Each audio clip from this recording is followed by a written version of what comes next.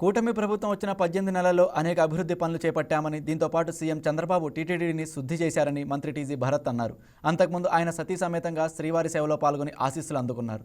స్వామివారి అభిషేక సేవలో పాల్గొన్న మంత్రి కుటుంబానికి ఆలయ అధికారులు ప్రత్యేక దర్శన ఏర్పాట్లు చేశారు. దర్శనానంతరం మంత్రి దంపతులకు వేద పండితులు ఆశీర్వచనం చేశారు. అనంతరం అధికారులు తీర్థ ప్రసాదాలను అందజేశారు.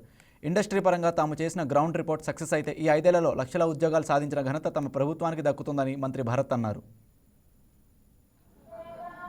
మన టీటీడీ దేవస్థానం ఓం నమో వెంకటేశాయ. ఈరోజు దేవుణ్ణి కోరుకునేది చంద్రబాబు గారి హెల్త్ బాగుంటే స్టేట్ బాగుంటుంది. మీ అందరికీ తెలుసు 18 నెలల్లో చాలా పనులు జరగడం జరిగింది. మన టీటీడీ దేవస్థానం కూడా శుద్ధి చేయడం జరిగింది. మన చంద్రబాబు గారు వచ్చిన తర్వాత, మన గవర్నమెంట్ వచ్చిన తర్వాత, ఎన్డీఏ గవర్నమెంట్ వచ్చిన తర్వాత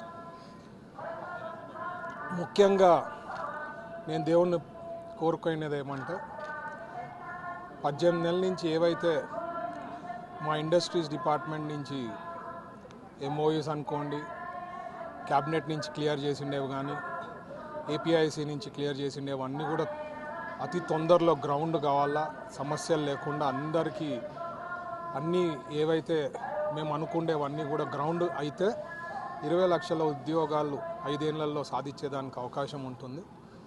సో అదే నేను కోరుకునింది.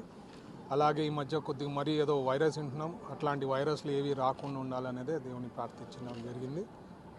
దీంతోపాటు మా కర్నూలు కూడా బాగా అభివృద్ధి చెందాలని కోరుకుంటున్నాను. Please subscribe to YK TV Network. Please subscribe to YK TV. Please watch YK News. Don't forget to subscribe YK News channel.